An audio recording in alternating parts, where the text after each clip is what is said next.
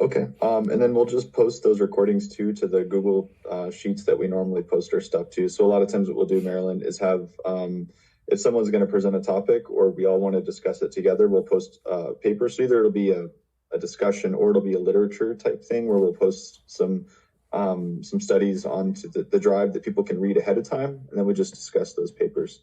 So it's kind of an open format. We do different things. But yeah, today what we wanted to discuss was lactate and lactate testing.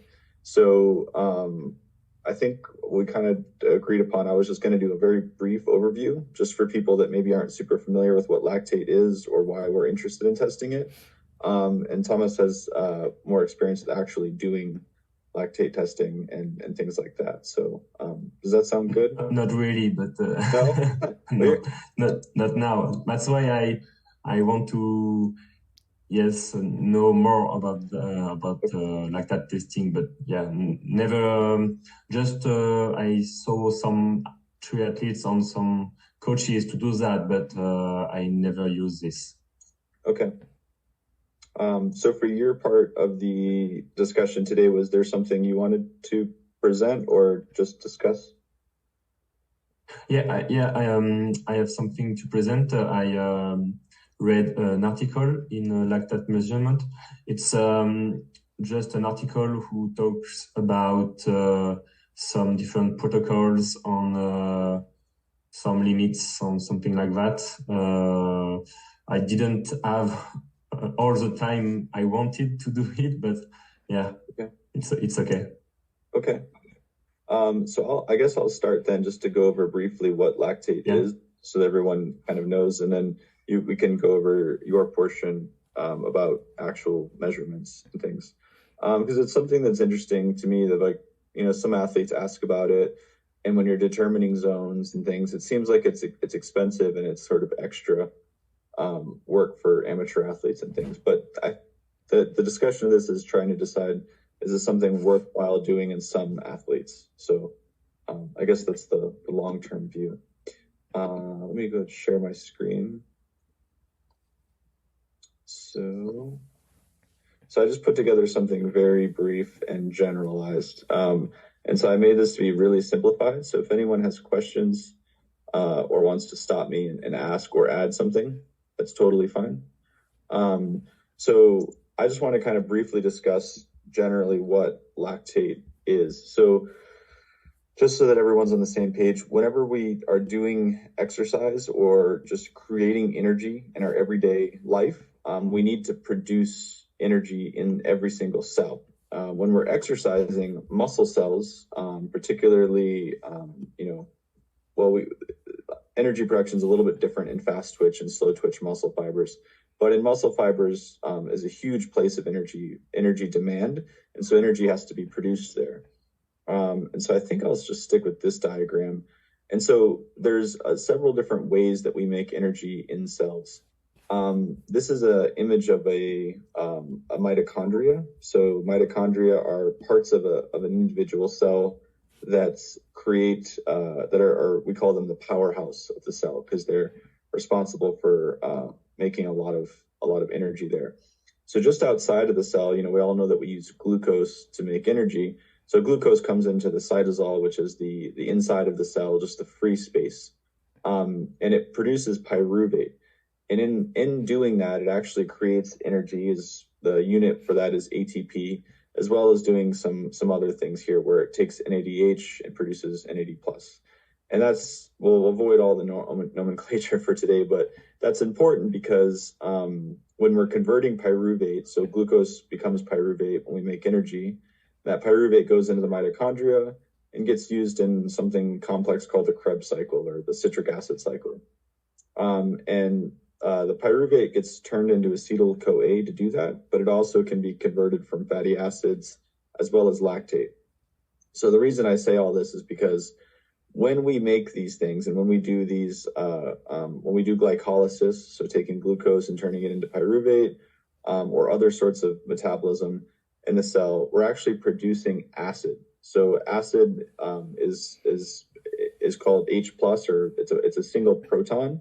And an accumulation of those protons are acidic in the environment of the cell. which is really bad for enzyme functions, basically all sorts of things in the cell. Too much acid accumulation is very bad. And that's usually what we're referencing when we say that, oh, we've got acid in our legs when we're exercising, because there's an accumulation of acid just as a byproduct of producing energy from sugar, from glucose. One of the ways that the cells deal with that is what they can do is take pyruvate and convert that to lactate. And what most figures, what most diagrams leave out is that this actually consumes protons to do this. So when we take pyruvate and turn it into lactate, we actually take acid, these protons, and we attach them to the pyruvate to make lactate. And so that's important because that's essentially why we're accumulating lactate. Now that lactate can be metabolized. It gets transferred from one cell type to, or one muscle cell type to, like, from fast twitch cells to slow twitch muscle fibers. Modern research has actually shown that lactate can be consumed by the neurons and actually used as energy in neurons themselves. It's probably one of the reasons why we have that. We perform better on cognitive tests and we feel more alert and awake after we exercise or do vigorous exercise, because the neurons are actually using lactate as energy. It also can be processed in the liver and all sorts of other tissues as well. But the lactate can actually go back into the mitochondria through some transporters and then converted back to pyruvate, which again requires an accumulation of acid. So you're putting acid back in the environment to do this. And so the question now is, how the heck do we deal with all the acid from this energy production? How do we terminate the acid? And essentially that's from the electron transport chain. So when we consume oxygen, there's a type of metabolism that happens in the cells that essentially takes that acid, those protons, and then binds them to oxygen and creates water. And so all that acid essentially gets turned into water, and then we create energy from that.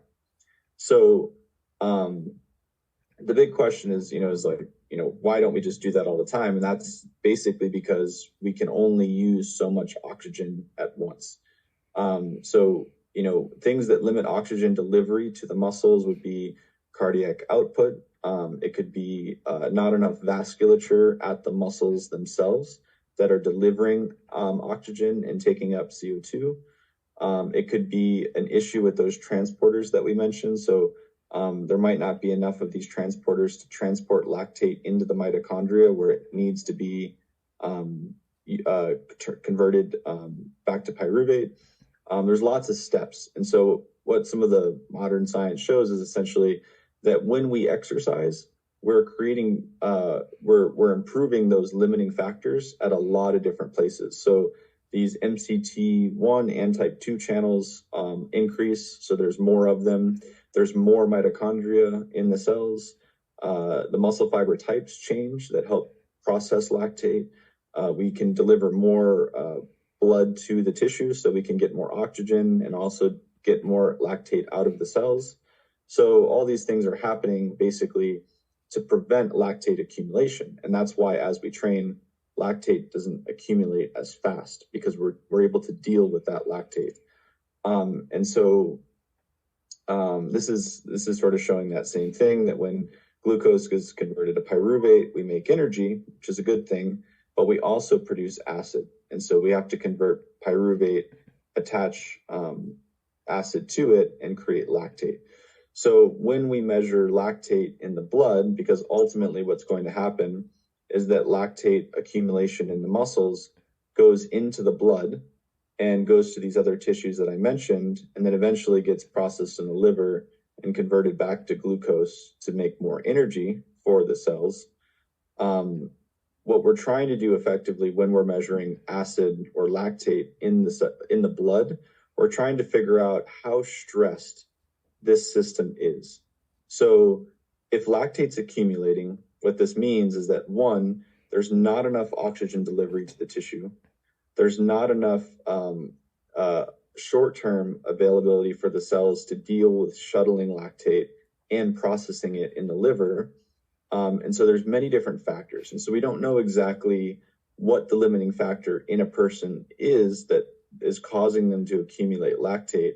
It's probably a combination of a lot of things, but we can use it as a measure of fitness. So if we say, okay, we're going to have someone perform a certain amount of power at different phases, and then measure how much their lactate increases as we increase power output, then or running pace or something like that, then it's going to give us an idea of what their limiting power output is. So at what, how hard is it before they start accumulating lactate, which tells us essentially what their limit is here.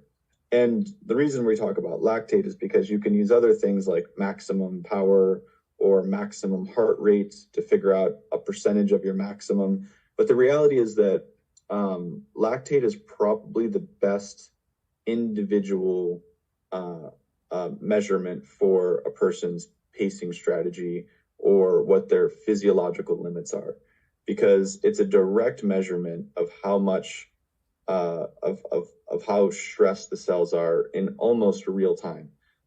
We can talk about all the limits of this later, of why lactate is not a perfect measure for these things.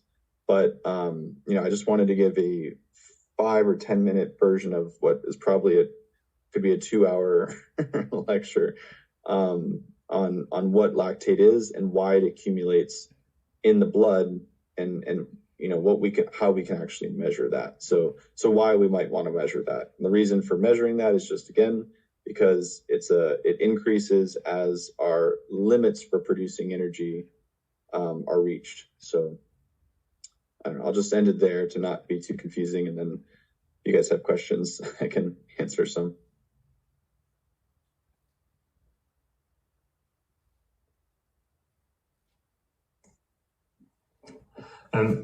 Tim, I have a question.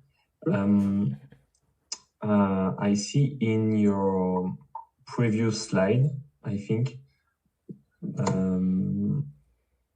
not this one, another, not the just before the last, this. Yeah, lactic acid is the same, but lactate or not? Not exactly. Unfortunately, a lot of the lactate is the proper term that we use to describe this. And people will use lactic acid as another term, but actually some of these diagrams, yes. So it's called lactic acid fermentation to do this process of converting pyruvate into lactate, I believe. But people use those two interchangeably, and they're really not the same thing, actually. Lactic acid does exist in the cells, and I can't remember exactly how lactic acid gets produced, but it is essentially a product of lactate, I believe. Yeah, because in France we have a debate about lactic acid. So yes, a lot of coaches and physiologists says lactic acid doesn't exist in the body because if you have lactic acid in your body, you are dead. Yeah. Something like that.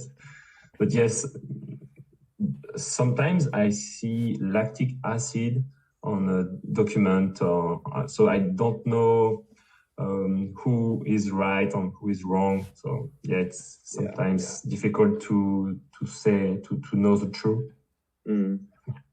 Yeah, they're basically the difference between lactic acid is just their chemical structure different. And people will always say lactic acid because a colleague of mine knows the history of this and why it started being called lactic acid and why people started saying, oh, I have lactic acid in my legs or something.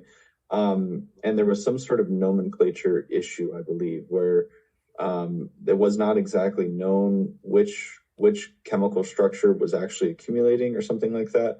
But it's pretty well agreed upon now that lactate is what we're really talking about. So glycolysis is converting glucose to lactate, not lactic acid.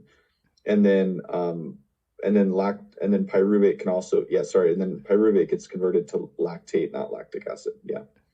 And that the transporters are probably specific to lactate and not lactic acid. So lactate is the proper term for the exercise physiology related measurement. But yeah, I'm not so sure about the role of lactic acid in the body. They're lactic acid, I believe, has one additional proton or something like that, but I don't really know why that gets created.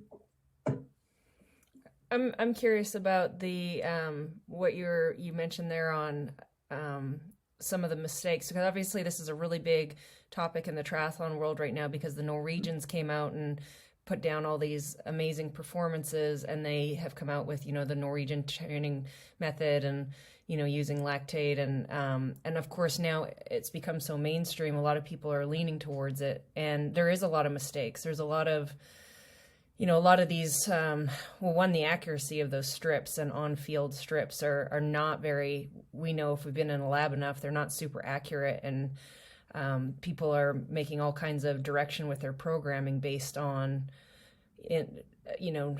testing that isn't as accurate as being in a lab.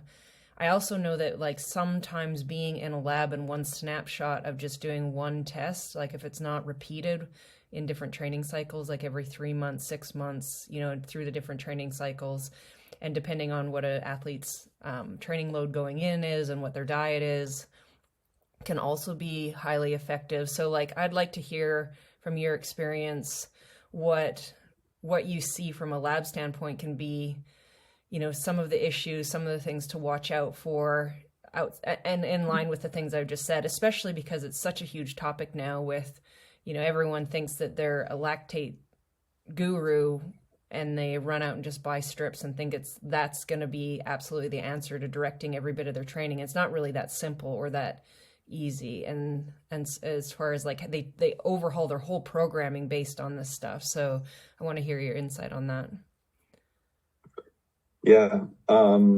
So I definitely have lots of caveats that I mentioned, some that are obvious, and then some that are, I think, less obvious. But I think what would be a good idea is if we had Thomas present his study, to see to go through more, the methodology of this, and then maybe at the end we'll bring in a lot of those caveats as to why something is what are the downsides or the cautionaries for this. Yeah, does that make sense? Yep. Okay. But sorry, before we start, so when we are measuring lactate, and as lactate increases, that means we have a lower ability to bring the lactate from the cytosol to inside the mitochondria. So it's just roaming around in a cytosol, and that's where we measure it. Is that right? Because it means you can't convert it to acetyl-CoA, and it's just accumulating more. Yeah, that's a good. Sorry, so that's one of the caveats. Is that, or that's one of the important things to note about it, is that we're not measuring the cytosol of the cells that's in the cell itself. And when we're measuring lactate as coaches, not in a scientific sense, like not in real cells, we're measuring blood lactate. Right. Okay. And that's one of the issues. It's one of the potential points of variability from test to test, as well as athlete to athlete, is that you don't really know how much of the lactate is being shuttled to their blood. So we would assume that as lactate accumulates in the cells, that lactate, in order to be dealt with, because you can only accumulate so much lactate in a cell before you just have too much there. So one of two things happens. Either it gets converted back to pyruvate, and then you accumulate acid in the cell, which is really bad, or the lactate shuttles out of the cell into the blood. And what we'd assume is that is fairly consistent, that as it accumulates, it's being shuttled to the blood. What we know now is that that's just not the case. The amount of transporters that are on the cells, as well as the amount of mitochondria in the cells that can actually transport lactate to the blood, is just not the same in every person. It differs, and it's trainable, and it's genetic. And so, when we're measuring blood lactate, that's not necessarily an indicator of how much lactate is in the cell itself, which is really what we're most interested in. Because once the lactate goes to the blood, it can be dealt with fairly well. But you could be very sore or feel a very high level of fatigue in the muscle well before you have really high blood lactate levels. That would be something you'd expect in a poorly trained athlete or someone with metabolic disease, like in someone with diabetes, for example. They have high baseline blood lactate levels, but they also probably don't deal with shuttling lactate around the cells themselves. So another thing that can happen too, lactate can actually be transported from high twitch or fast twitch muscle fibers and converted to slow twitch muscle fibers to be dealt with better, because slow twitch muscle fibers have more oxidative respiration. They use oxygen more efficiently. And so you can actually, so this is something that's not so much for triathlon, but in say cycling, if you're sprinting, you're using fast twitch muscles that accumulate acid very fast because you're using a lot of glucose. What can then happen is that you take that acid, you convert pyruvate to lactate to sequester or to hold that acid, and then you can push that lactate into another muscle fiber type. And there are specific transporters that move that lactate from fast twitch to slow twitch muscle fibers. And so that is another potential way that the amount of lactate at the muscle can be masked and not actually be seen in the blood. It's probably one of the reasons why athletes, that are well trained, take a long time to accumulate acid in the blood, because it's being handled in the cell so efficiently. But if there's no way for the lactate to be shuttled from the cell to the blood, then you could still have a high accumulation of acid in the cells with still not seeing it in the blood itself. That sounded complicated, but does that make sense? Does that answer your question? Yeah, but at some point it does accumulate in the blood, and that's like when measuring, that's how, and those special numbers that I'm sure we're going to talk about to determine threshold or whatever. Then when it accumulates in the blood, is that in the liver, that is the liver the limiting factor? Is there just a rate at which it gets converted back to glucose or to glycogen? And then once it hits that limit, then it can't go in the liver anymore, and then it just accumulates in the blood, and that's where we see the lactate accumulating. So yes, the liver can be a place to deal with the lactate accumulation, as well as, like I said, the neurons, and honestly a lot of other cell types as well. But overall, the main limiting factor is going to be oxygen availability, so access to oxygen to tissue, and also when acid can be converted to water, but it also can be sent to the blood and be held by a buffer called bicarbonate, which is in the blood. Acid binds to bicarbonate, and then produces CO2 at the lungs, and then it is exhaled. So when we say we inhale oxygen and we exhale CO2, that's really what we're saying, is that we're inhaling oxygen and then we're exhaling CO2. What happened in between those two things is that we took oxygen and sugar and made acid, and then put that acid into carbon dioxide and then exhaled that. That's really the main limiting factor. That has to happen in order to get rid of all the acid we're accumulating in the body.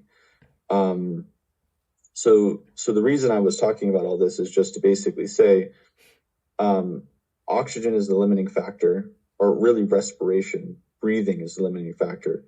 But locally where that's happening is also important, because you can have a really high VO2 max and not be able to actually deliver any of that oxygen to the tissue itself, if that makes sense. So if we measure like raw VO2, which is really a measurement of how much oxygen you can breathe into your lungs or how much air you can breathe in your lungs, that doesn't mean anything if you can't actually deliver the oxygen to the tissue itself. So the reason for this is that, and I think one of the reasons we're saying there's issues with measuring blood lactate is that, yes, if you exercise long enough, lactate levels will rise, but there's always a delay. And the issue is, how long does it take for it to accumulate before you actually start feeling pain? You know what I mean? Like, for example, high-level athletes can actually have higher lactate levels than moderately or poorly trained athletes. And it's not exactly known why. I mean, the question would be like, if they're better at dealing with lactate, how can they achieve higher levels of lactate? And part of that might just be that they're better at moving it around than everyone else is. That their muscles don't feel fatigued and sore because the lactate isn't there. It's just in the blood.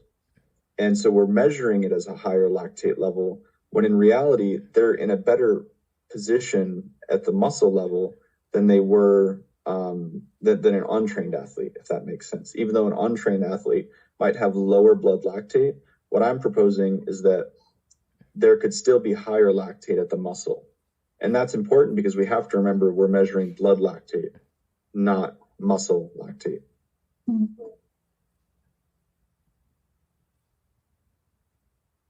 It's another one of my rambles or rants. Sorry.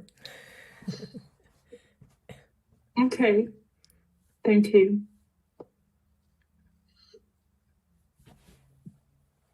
Now I can share my screen. I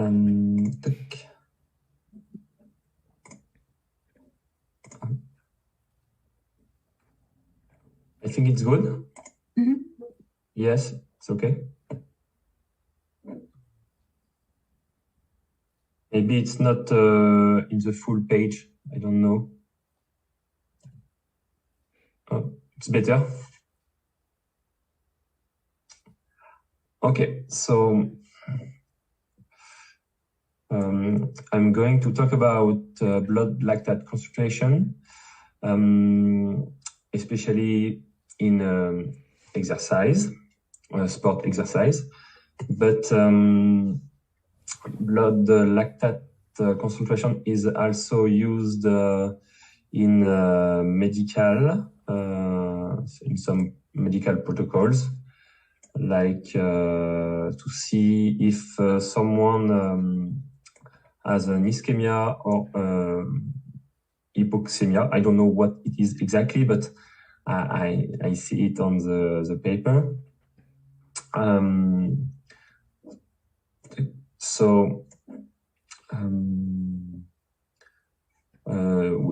A lot of sports scientists use blood lactate concentration for performance testing. It's a normal physiological response to exertion. So in different studies, we can see sometimes two different protocols or two different way to analyze lactate. It's the first thing, like allowed test on this side. It's a test on the bike who the cyclist do an effort of 30 seconds, 1 minute, so 30 seconds allowed. And we can see after between 7 to 10 minutes the lactate concentration in the blood raise. The top is at between 7 to 8 minutes on. it decreases after, and it takes a lot of time to decrease. So we can observe the high level of lactate values with this kind of test. So allowed, so very brief effort, but not too short, not just 10 seconds, but between 30 to 2 minutes, 30 seconds to 2 minutes.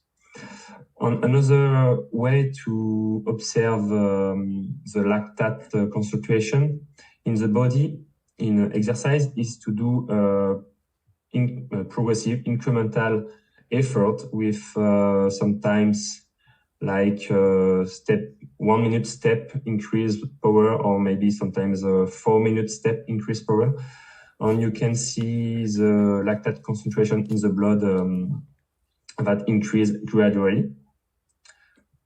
And with this type of protocol, we can determine the lactate threshold here. Sorry, I just have a question for the first graph. Yes, this, Yeah, that one. Is it, they do the all-out effort and they stop riding after?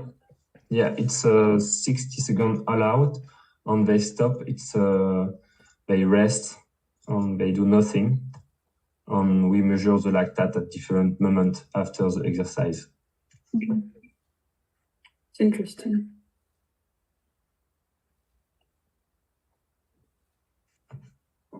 So now we are going to see not for all-out test, but for a progressive test.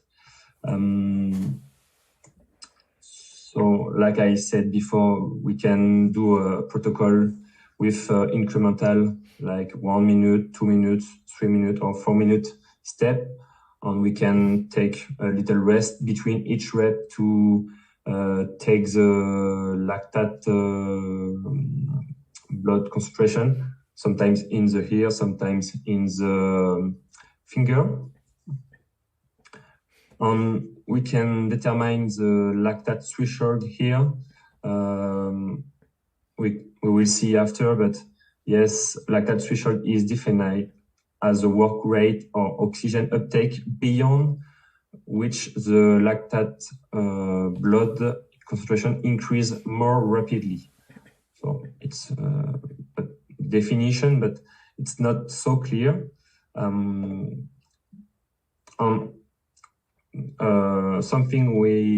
Something that scientific are agree with that is lactate threshold is perhaps the best single predictor of endurance performance, maybe better than VO2 max.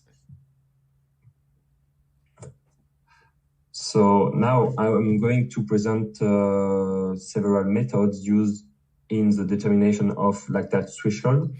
This is 4 methods. There exist a lot of methods, but in this paper, the author talk about these 2 methods.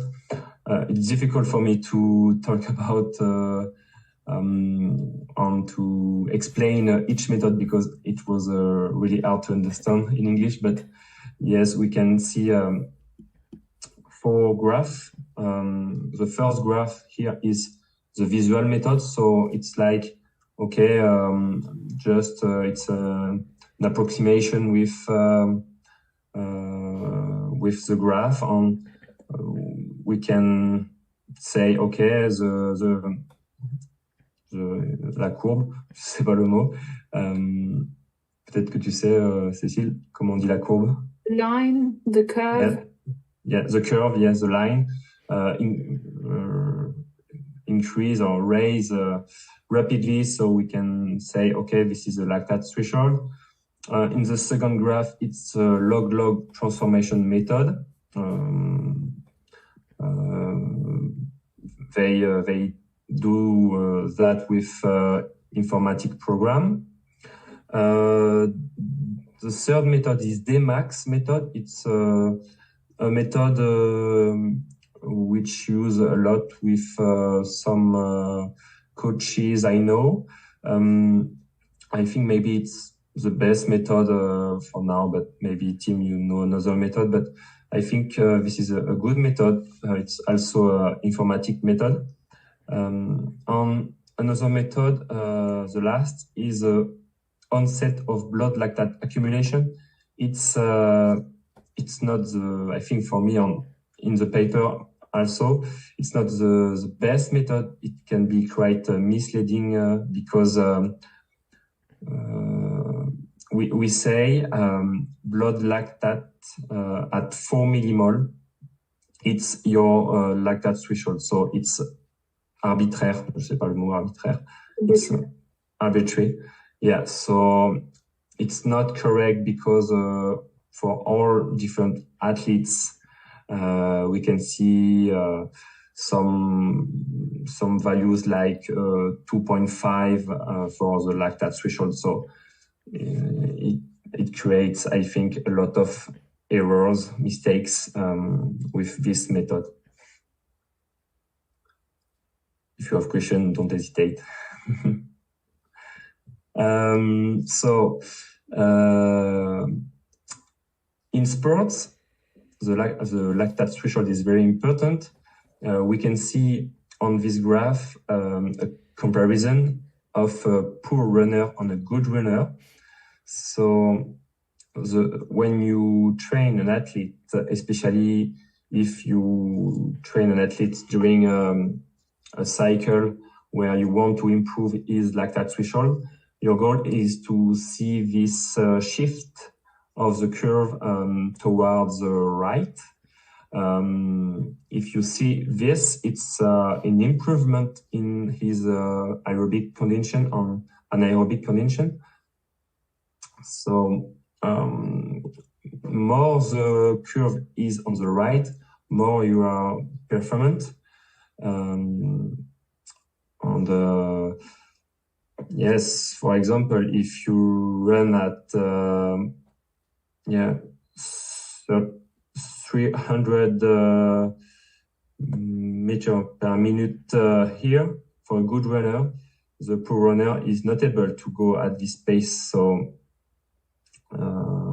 this is why you are better with this type of shift in the curve. So yes, it's important if you can do some measure during a season. You can see this shift if you don't see this shift, it's like your training is not so good. On something I read in this paper, but it was very difficult for me to understand. Maybe Tim, you can help me for this. It's the author says we have to consider a difference between whole blood lactate values concentration in the plasma because it's different. I searched on internet so I found that whole blood is a composite of 55% of plasma and 45% of different elements like red blood cells, white blood cells, and platelets. So maybe it can provoke, or it can yes, it can provoke some mistakes with lactate measurement, but I don't know really. And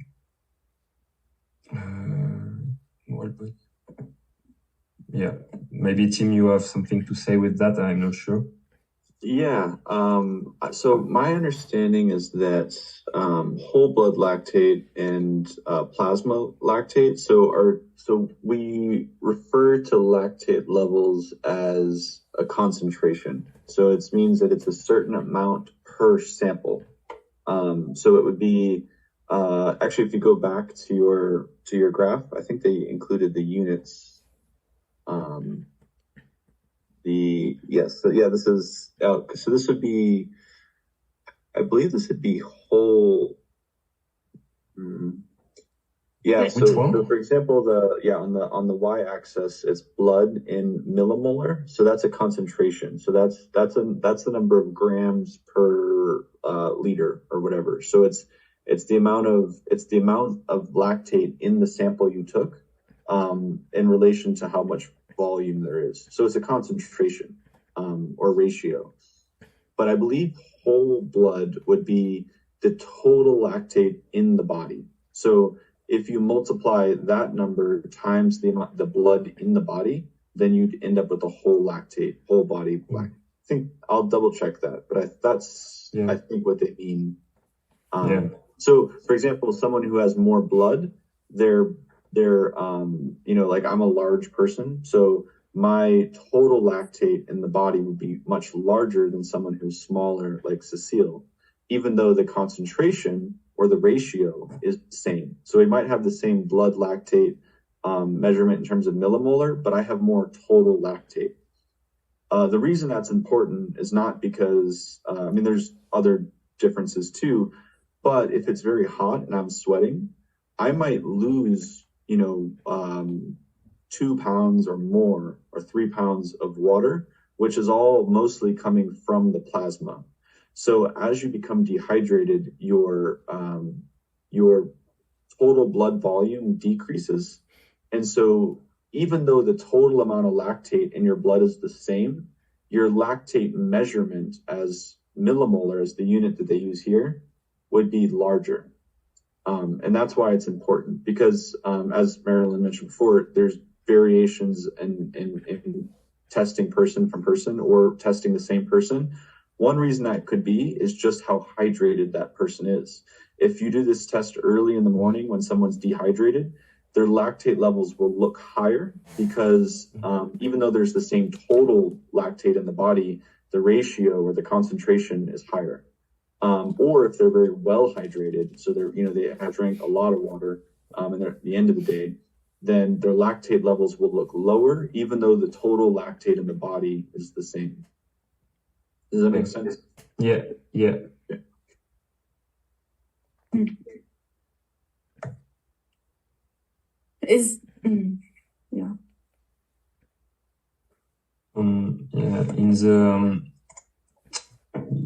the study,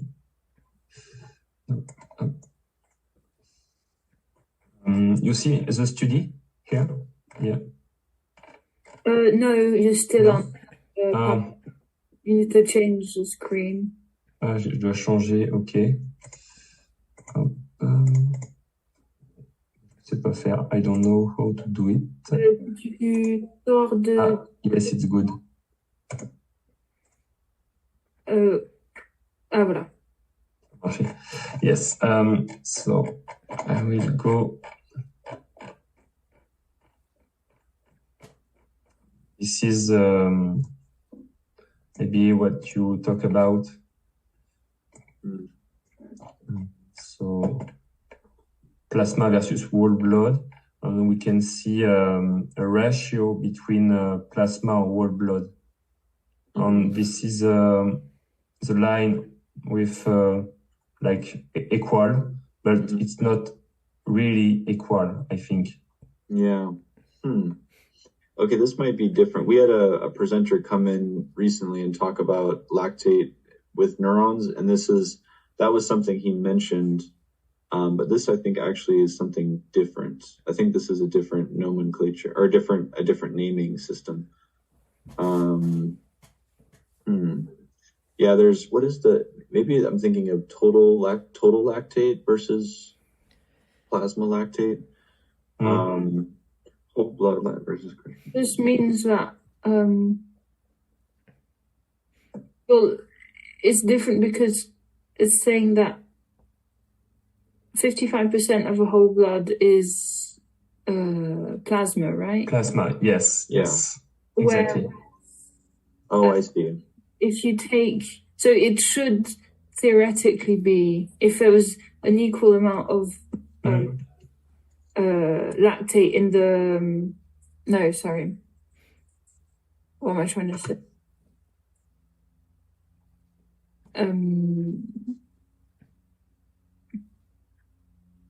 So Yeah. this says that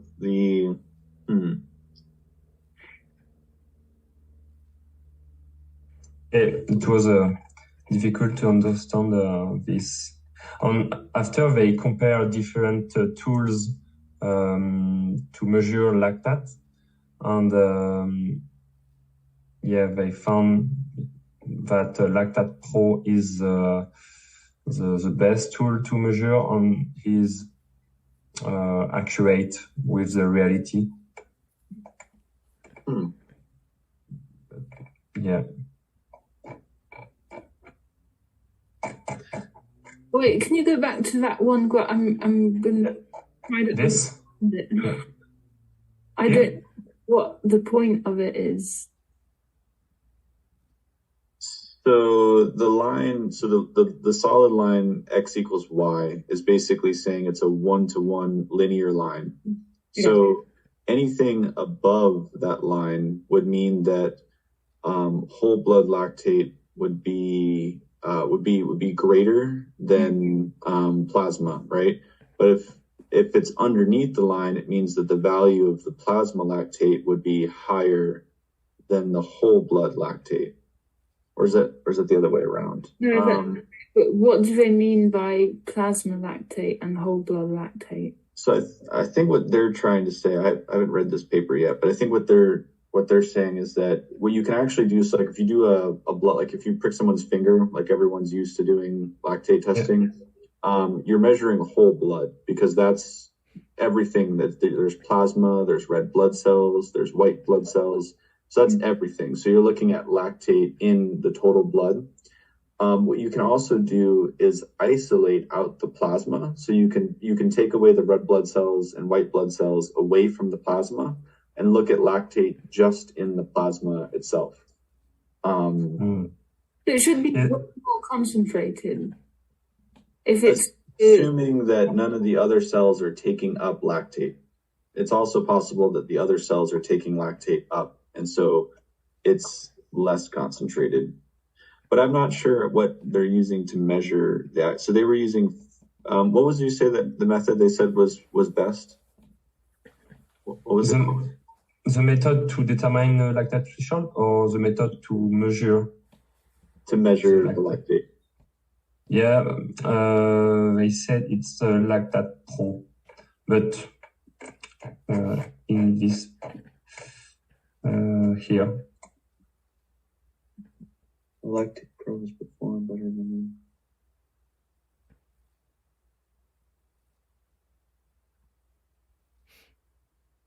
Huh. Yeah, I wonder how it works. I wonder if that's. Because it's not really reasonable for most people to isolate plasma. It's kind of expensive. And I would be interested to know why it's even important, like versus plasma just whole blood, right? Like why is that such an important indicator? Yeah, why is it included in the study? It must be if they went to a length to do it. Yeah, because it's like, is it that if it's part of the whole blood, is it more like if maybe some people accumulate more in each area and one is better than the other in terms of who they are as an athlete, and is that trainable? Like why is it important that they isolate that out in the first place? That's a good point. Yeah.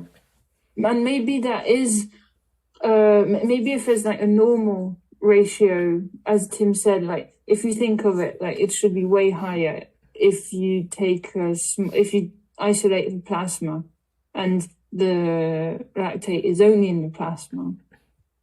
It should be way higher because there's less volume, but apparently it's not. So maybe some other components of the blood take up some lactate, and maybe if there's a normal amount, like a line that, as we saw in the graph, if you're within those numbers, that's normal. And if it's a bit higher in the plasma, maybe that means you're not you don't have the enzymes or the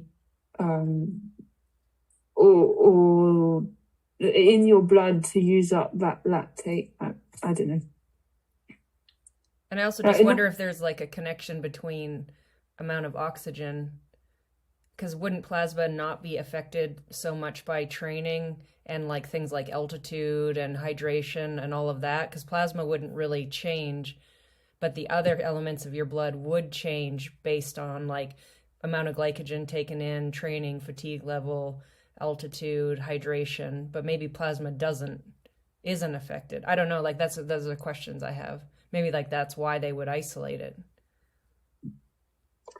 So I just found a study that was reporting that they say that the differences between whole blood and plasma lactate concentrations, which the plasma lactate concentrations are approximately 1.5 times greater than that of whole blood, and that there's a large variation because some individuals can actually have variable uptake of lactate by red blood cells. So when you're measuring whole blood, the numbers look smaller because red blood cells are actually uptaking lactate. And if you measure plasma lactate, it looks higher because there's no red blood cells that can bind to the lactate.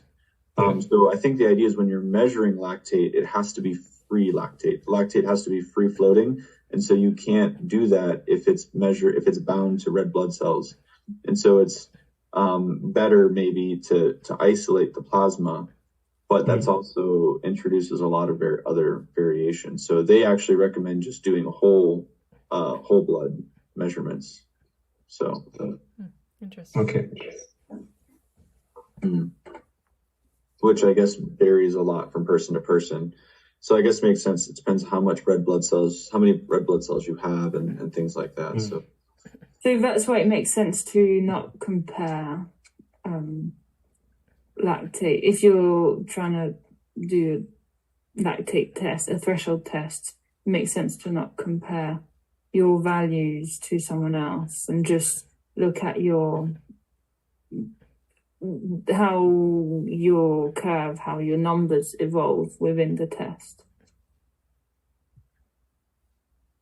I think so. Yeah. I mean, there's also variation between the people that are sampling it and, there's so much variability. I think that generally, I don't think it'd be productive to compare lactate levels or lactate thresholds between athletes. I think it'd be better to just use it as a tool for pacing strategies or for setting up, training protocols. So. Yeah, it's not possible to compare athletes. Raw lactate. Not to add like more confusion or questions or another like log to the fire, but I've seen an really effective or like an important thing with endurance athletes is their fuel profile and when they burn sugar based on what in the relationship to when their lactate changes.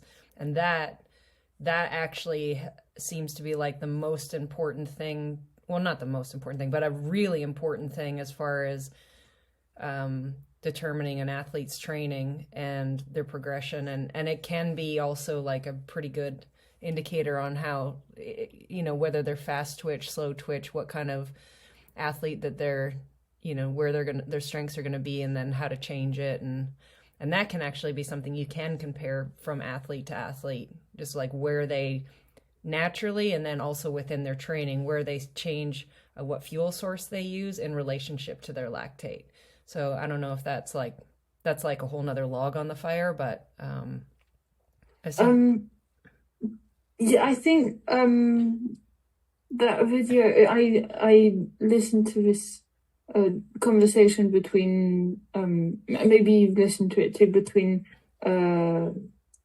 what's his name, Ignacio San Milan, Inigo San Milan, and Dr. Peter Tyer. Is that where Have you listened to that? I haven't listened to that, but I did a lot of the lactate testing with fuel profile myself as an athlete through my pro career, and Alan did a lot of that. And so, but I have listened to a lot of his stuff, so I know what you're referencing. I haven't listened to that one specifically, but it's something I did personally myself through my whole professional career, and have seen a lot of just in the lab. In general. And so almost all of my athletes that do lactate step testing, if we're going to take it that far, I won't recommend they do the lactate step testing without doing a fuel profile with it, because I find that that's like the most important information is the relationship between the two to determine their training. So we can get like the lactate step test, which is helpful in determining their training zones and what direction to take their training overall, but we're not going to gain a whole lot more information than just on field stuff and watching data over time. And so if we're going to get that specific where we go to a lab, I find adding that fuel profile to it is probably the most important piece between the two. So and are you going to use that for determining zones and direction of training and how they fuel their training, because a lot of this also has to do with like what their training block needs to look like, but also with endurance athletes, at what point do they start within that zone that they start to burn sugar. And for a lot of times it's like, obviously we know if they start bonking, then their performance goes down. So when we know where that is within the lactate curve and within the energy systems, then they can fuel better for their training, but they can also fuel better for racing and just perform better overall. And then we can shift those two profiles as well, based on what training they're doing. And yeah, that's just been like the most important, like as far as fueling program for racing and training, and what direction to actually take their training in. And some of it's genetic. Like you can take like someone like an Ironman athlete or really aerobic athlete, their VO2 max isn't that high, but the rate at which that lactate curve is, it's really far over on the right, but their fuel profile, what they burn fat for, is really far right in relationship to that as well. Whereas a really, maybe if they're poorly trained or newer or a more fast twitch athlete, there are a couple things. Like if they're new and they're poorly trained, the lactate and the fuel profile will be far left, and you can move that with training. But a well-trained, what I've seen is like a well-trained fast twitch athlete, their lactate curve might be far right, but their fuel profile is far left. And so then it becomes we can determine what fuel they need, and it's not necessarily a training issue as much as it's a fueling issue. So the undertrained or the newer athlete or poorly trained athlete, it's a training issue, but a highly trained fast twitch athlete, it's not a training issue, it's a fueling issue. So you can start to coach them through that and make better decisions in the programming and the fueling. That's been my experience anyways. I don't know if that makes sense in terms of like the lab stuff the lab stuff I've seen, it's probably not as detailed as what you're studying, but. Wait, I'm just going to draw them so that we know what we're talking about. So I imagine what you're talking about in terms of fueling and is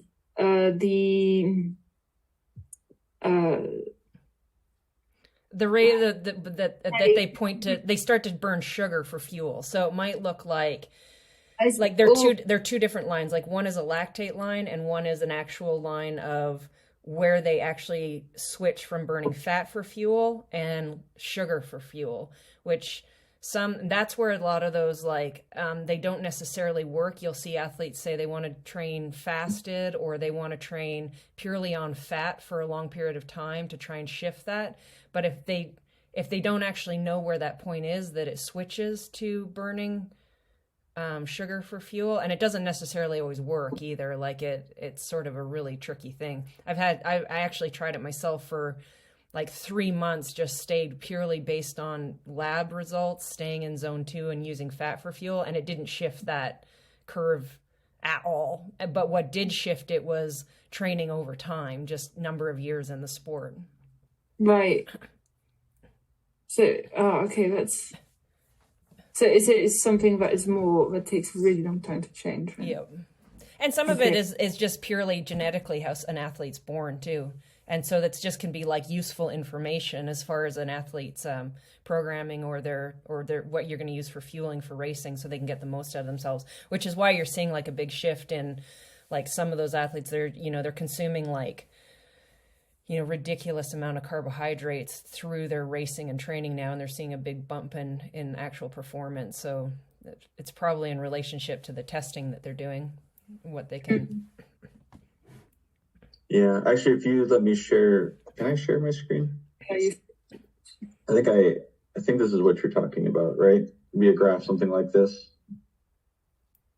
Yeah. Yeah.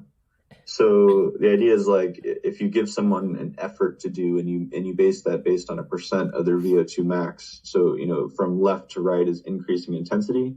You can overlay two graphs, and one of them would be this one is just an example of plasma lactate concentration. So obviously that's this line. So as the intensity increases, obviously their lactate increases.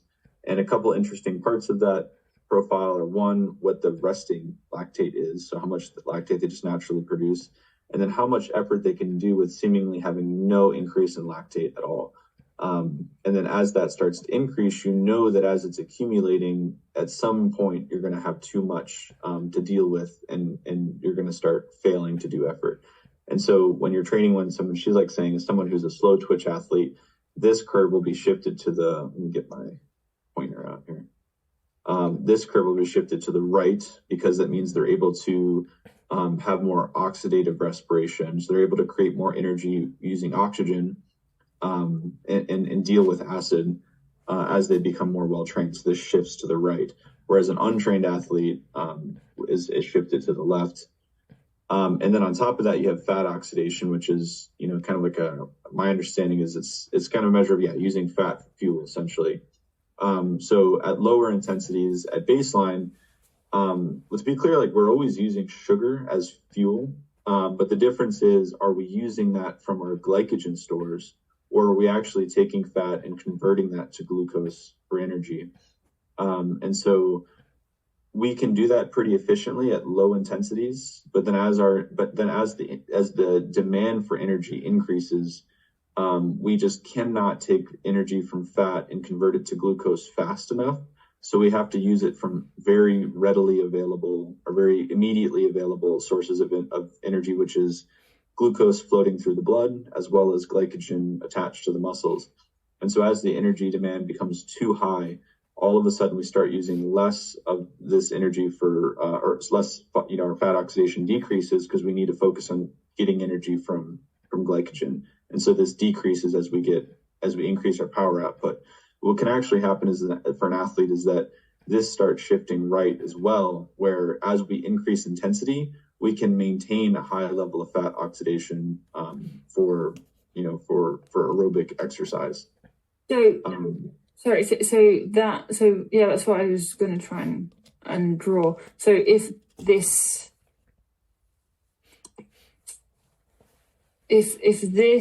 curve is shifted to the right, then that's going to be an athlete who's very good at long distance stuff. And then if it's shifted to the left, this fat oxidation curve, then we might, and if they're very good athletes, they might be, very trained athletes, they might be doing that on purpose and shifting it to the left for shorter efforts. Is that, that I had an understanding that some athletes like the riders, some cyclists that go from like very short cyclocross efforts to longer Grand Tour efforts. So some riders who do that, I imagine they must shift their preferred fuel source, because to be able to be in this range on those, about this range for 1 hour, you have to, I don't know, I suppose you do still use fat, but. Yeah, so the point of this is like I think what Marilyn's saying is using these two in conjunction to determine what the athlete's ability is and where they need to go. So if you're someone whose main goal is to do a 50-minute or 60-minute effort, you're not so worried about fat oxidation because you have plenty of energy availability for the thing that you're trying to do. You don't need to, use a lot of fat because fueling is not going to be an issue. What your main issue is going to be is being able to handle acid. And so, like the lactate portion of this becomes more important. But then what you can do, and like what some people have reported, is they're trying to switch from, say, like a short criterium or cyclocross effort to something that's longer. Their lactate curve might really not change at all, but what they're trying to do is shift this where, like, so say for this graph, you can kind of see this critical point where all of a sudden, lactate or fat oxidation increases as energy output increases because the body needs to do that. And then you hit a point where right around here where everything starts going downhill. And so you can say at this point, lactate levels are starting to rise, but maybe they're not really at a threshold yet. And so for this person, I'm just, just a way to read this, you could say that, that's sort of like a critical point for this person. And so if you're not so worried about the lactate portion of this and you're more worried about really long activity, they might not need to really spend that much time above 70% VO2 max. And if you're not really worried about acid accumulation and you're more worried about the fat oxidation decreasing, then you try to focus more on shifting this to the right than shifting this to the right, if that makes sense. So sometimes those two things don't always go hand in hand. And so you're trying to decide which one you're shifting before the other. It's kind of how I'm understanding that.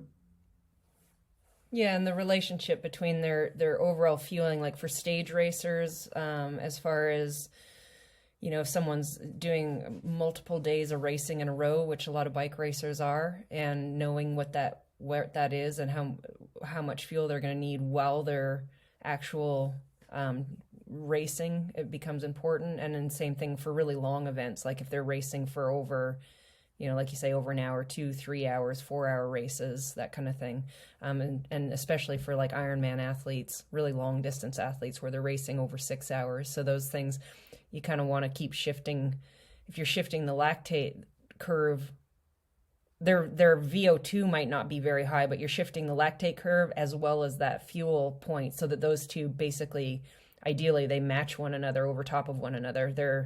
They're both going right, and eventually they are right on top of one another. That'd be a really, really highly trained, like, Ironman athlete. Yeah. Does that sound in line with what you're saying there? Yeah, no, that makes perfect sense. Yeah. But also what you were saying, Marilyn, is that this curve, that fat oxidation curve is the one that takes a really long time to change. Yeah, I've seen it like either take a very, very long time to change or really not change much at all, but at least the information allows you to fuel accordingly. Mm-hmm.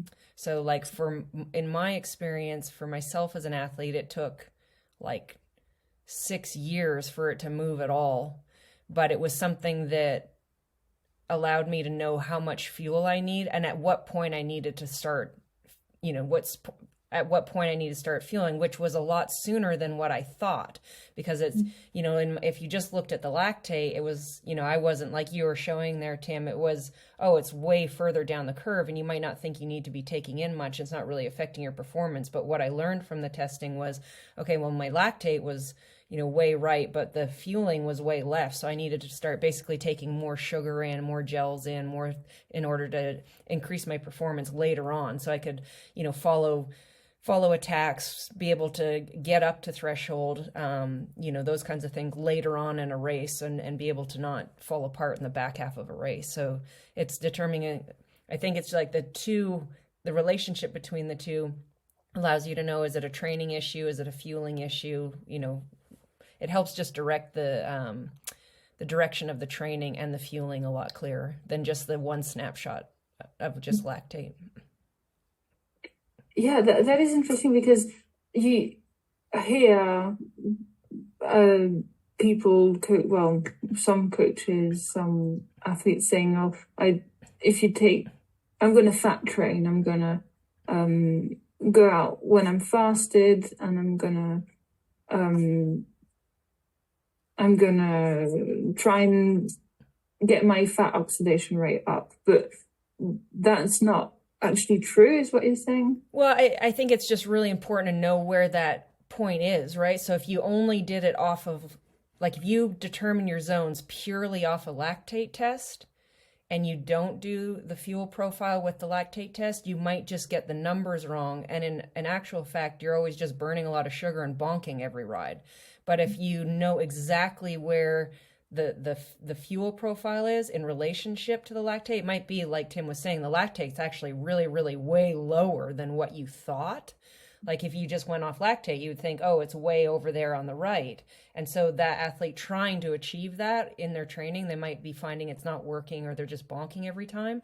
But if you say, okay, well, no, it's actually right here when your lactate is this low and your numbers, you're in these watts or this heart rate, and that's where the change is going to happen. It's typically in those athletes, they have to go a lot easier than what they think they do when they do that. So if they're going out fasted or they're doing that kind of stuff, if it's going to have any impact at all, it's just knowing exactly where that point is in the testing, which is like probably in order to make that type of training effective, the most important thing at all. So that's, I rarely would even advise doing that kind of training, because most of the time you're going to get athletes who are just going around underfueled, bonked, and then chronically underfueled. Then you start to see like overtraining or injuries start to pop up. So that is a really, really, without accurate testing on that stuff, it's a high risk path for a coach to take for most athletes.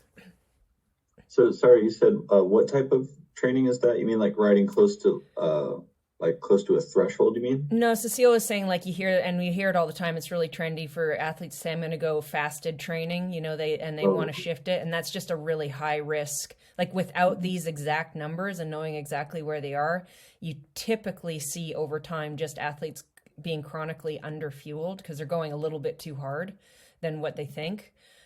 Especially if they are only going off the lactate or even just going off feel, and they're off zones that they have.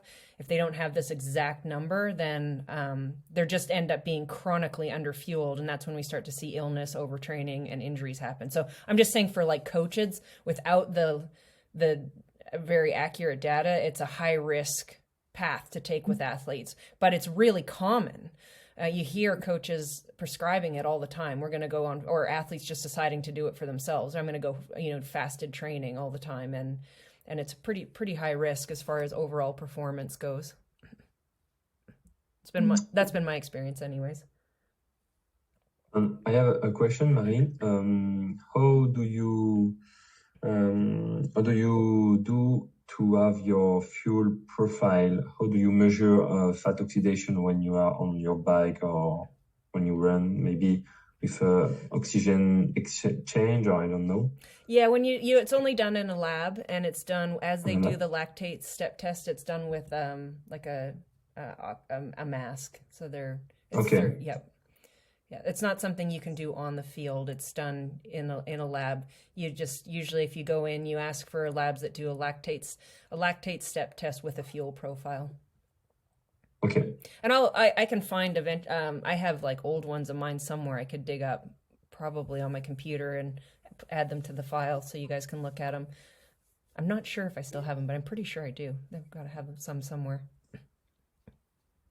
Okay. Yeah, I'd be super interested to see them, and also to see how they evolved, as you said, like, or not evolved throughout the years. Yeah. I don't want you to spend 3 hours looking for it. I guess a question I would have is, you don't want to make generalizations about athletes, and that's why it's always useful to have these numbers, and that's really interesting thinking about it. I think a theme I've been trying to take in with these weeks, adding up and learning about different things, is that there's all these sort of rate limiting steps, it seems like, for different situations. And it's not always in an athlete. It's, for example, training at elevation, we were talking about last week, really affects, the oxygen component of performance. And then training in really hot conditions creates a heat stress that is almost agnostic to, lactate levels. I mean, you could be way below your lactate threshold and still be losing performance and performing poorly because you're not able to deal with heat production in the body. And so there's all these limiting factors. And so thinking about the training environment and the performance environment. And so, there's lots of individual variability. But one thing I was wondering about, did you ever see general differences in men and women in like fat oxidation and things like that, of how trainable those things were? Like Cecile's always reported to me that like some of the women that she like races with and stuff they eat a lot, like a lot more than some of the men do. And it makes me wonder if there's some sex differences in baseline natural fat oxidation. Yeah, I don't have an answer to that for you just based on like what I have, but I'm sure that there is some study. There's got to be studies out there on that, right? Like, and the unfortunate part is there's not a ton of studies on women specifically. So, there would probably just be a lot more collected on men, and whether there's a difference between, more muscly athletes, larger athletes. I'd imagine there's those kinds of differences as well. So men and women, and then also larger athletes, athletes that carry a lot more muscle than other athletes. There's got to be differences, but I don't have that myself. I mean, typically, if you look at women burn fat for fuel for longer in general, and smaller athletes obviously burn a lot less calories in general than larger athletes, and athletes with more muscle would rip through more sugar and more calories, and you burn through more glycogen at altitude. So we know those kinds of things, but yeah, I'm not sure. I'm sure there's studies out there, and there would be physiologists that have that somewhere. Yeah, no, you're probably, it's something I need to dive into a little bit.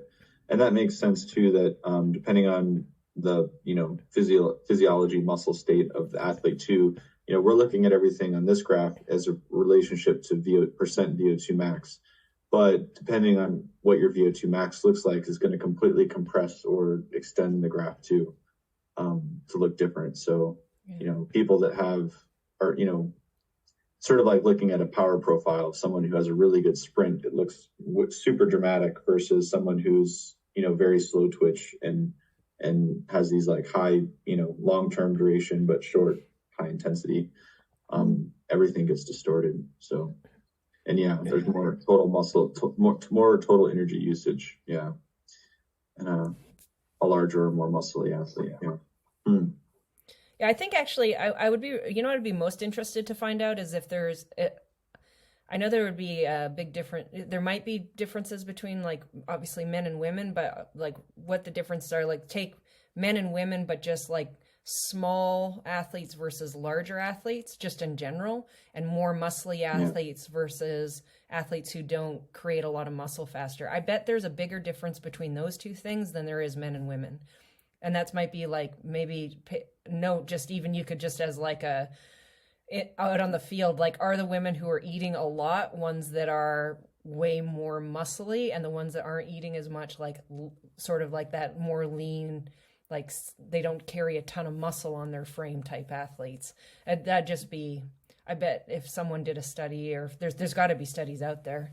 And then same thing with the men, like men in general carry more muscle, right? So I wonder if they eat just differently based on that. Those would be all, interesting things to look into. Yeah, that is, I'm going to take a note of that. Yeah. Yeah.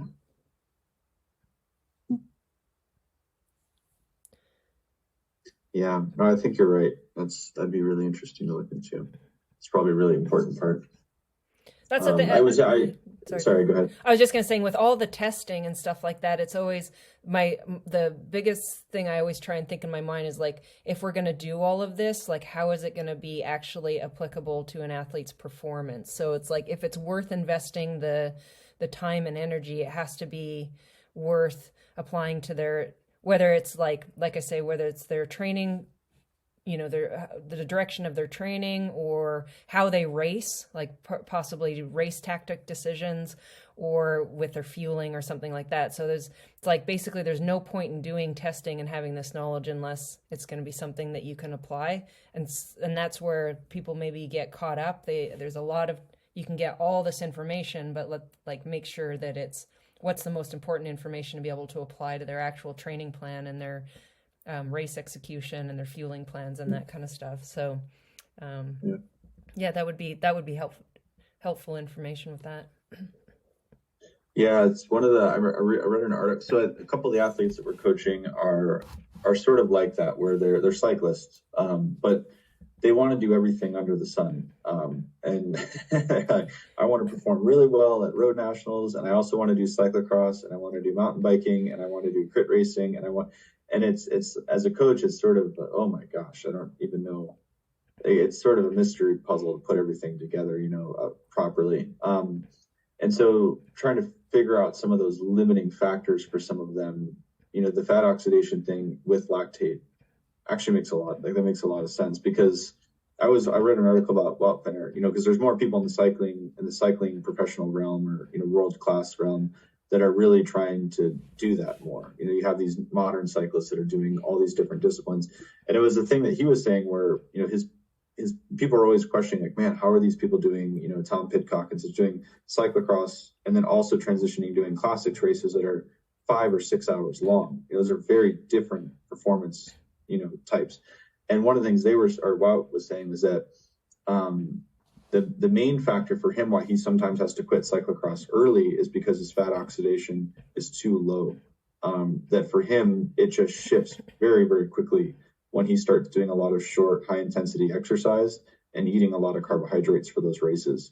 And that just shifts really quickly, and he has to spend time shifting it back to the right so that he can do high power output for 6 hours, So that's really similar. That's knowing that information, like what an athlete's baseline genetic is, would determine what kind of what they would be able to do and how that looks. And I was really something like I experienced where I was a sprinter. Was a sprinter as a kid, and then got into later had an Ironman professional career for 10 years, which is obviously completely the opposite. But when I retired, I went to weightlifting, which is obviously completely, and then back to, bike racing. And I was one of the Ironman athletes who could bike race and do Ironmans, which people were like, that doesn't even seem that same conversation you're having, like that. How is that possible to do something so drastically opposite of one another?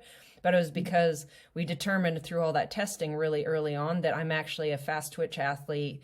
My fuel profile is very far to the left, all that stuff, but training it to everything to the right to go long, and I found was actually easier. And all the athletes I've trained over the years, that when you do that, you just do, moving your fuel profile and your aerobic conditioning to go a long ways. That's very, very trainable and that just takes time and miles and hours. But shifting an athlete from, we know in training to be, if they're typically a slow twitch athlete who has that fuel profile right, the lactate curve is further to the right, their VO2 is not that high, it's harder to train them to be fast, right? And to be explosive and that kind of stuff. So they might be a little bit more limited on the type of racing that they can do or the events that they can do. They might be sort of channeled into being successful in one area. And as a coach, you can guide them down that lane. But a fast, like that athlete that you just referred to, and my experience myself and athletes I've worked with, and me personally, if you're more the other way, it's easier to train just to be aerobic. So I don't know, there's got to be a lot more studies out there on way more case studies on athletes on those two things too, but that's just like a small snapshot. That makes sense to me. Yeah, I think a part of that too is this whole muscle fiber type thing was, I think I think there's more research kind of deciding that's not really the full picture, but the idea of you have this type, 1, 2A and 2B fibers, and 2A are sort of that middle. And it's interesting, those can actually transition back and forth kind of to either one, not really, but kind of transition from either type 1 to type 2B. And so being someone made up of a lot of type 2A, you can sort of look like a fast twitch athlete and then also convert really well to a slow twitch athlete, and go back and forth. Whereas some people are more purely one or the other. And then also the other side of that is there's a whole neuronal compartment to that too, in terms of actual neuronal activation of the muscles themselves. That is probably really important. But yeah, that's pretty interesting. That seems, I think that kind of makes sense with how I've seen it too. Yeah. That's cool. It's interesting stuff. Yeah. Sorry, I threw a whole log on there that probably wasn't intended to be today. No. I mean, the point of these is to Yeah. get a discussion going. That's cool.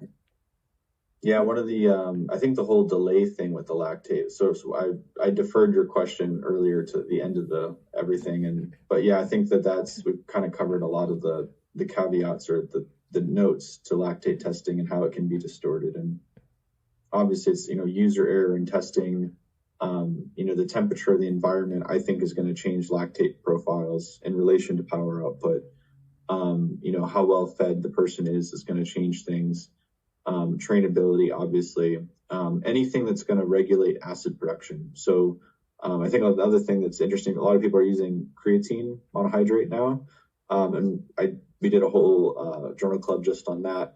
Well, one of the notes I always had on that too is that creatine, people know now, is producing energy in the cell. So it's a really short-term energy producing, thing. So basically it'll bind phosphate and then can short-term create energy, and then store that energy when the energy demand is lower. But what a lot of people don't realize is that it actually can hold acid as well. So it can actually grab protons while it releases energy. And so it is actually a way of buffering acid in the cell as well, just like lactate is. And so that's the other thing too, is if someone starts using creatine monohydrate, I would suspect that distorts the lactate profile as well. Interesting. So it's another thing that if you have an athlete use that, I would expect their lactate profiles to change. But it's important to note that is not changing what you should be getting out of the lactate measurements, meaning that doesn't affect their zones at all in an aerobic sense. There's nothing that's changing how good they are at using energy or shuttling lactate. All those basic components are the same, but it's going to change that graph a little bit because it's going to take longer for lactate to accumulate. So it's another little thing. That's cool.